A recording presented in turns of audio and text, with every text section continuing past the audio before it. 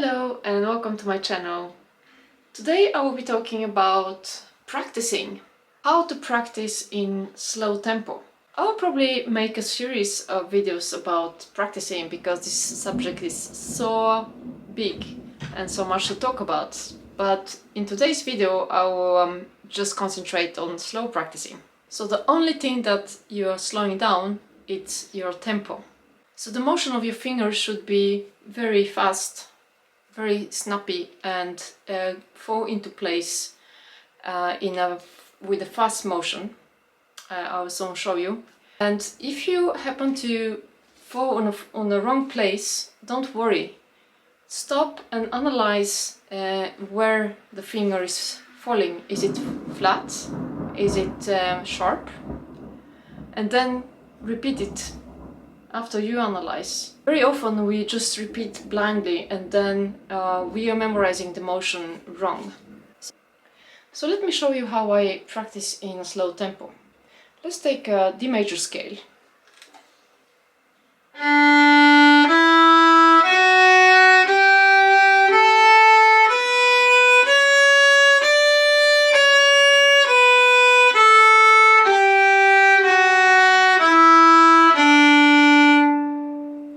Exercise I want to talk about is the punctuation. This is the most known exercise. So you can take a passage or something that you are practicing on and just make it punctuated. The first variation is to make the first note long and the second note short.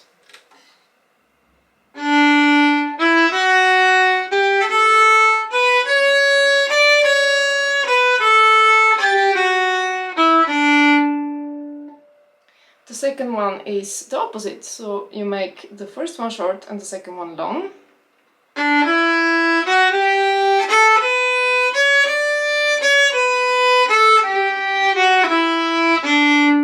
If you have triplets you want to practice, you do the first one long and two short.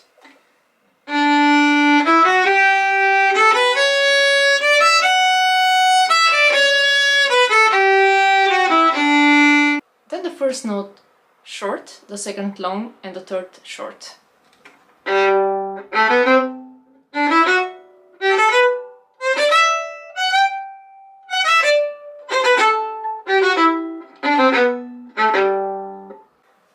And then the first and the second short, and the third one long.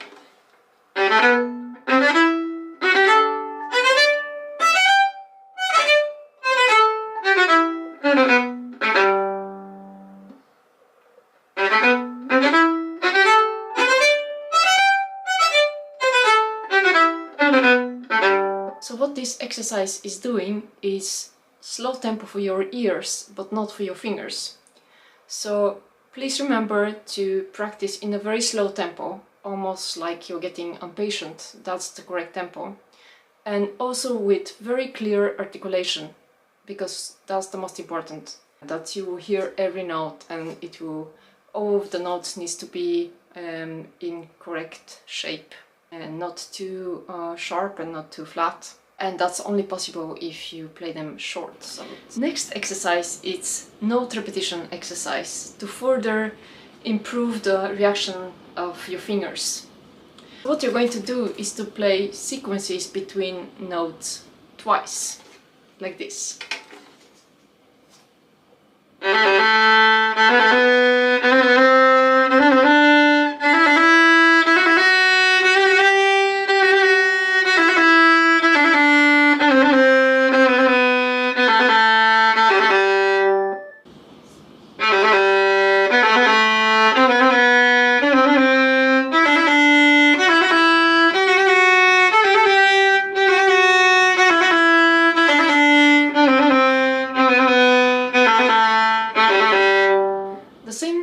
Applies to the bow.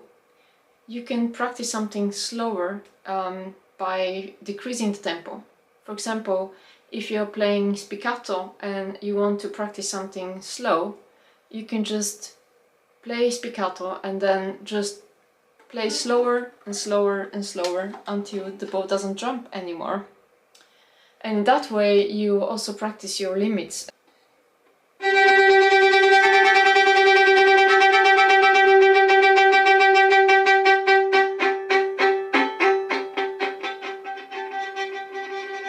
can't jump anymore here. So the purpose of all of these exercises is to find your limits and to experiment with the technique and use it in your music, because the technique should only serve the music and not the other way around. You should be able to have a lot of tools that you can use, and then when you need them you just pick them up. If you like my video, please give me a thumbs up, and maybe you have a friend who needs to practice slow, so please share it with a friend, and I will see you in my next video.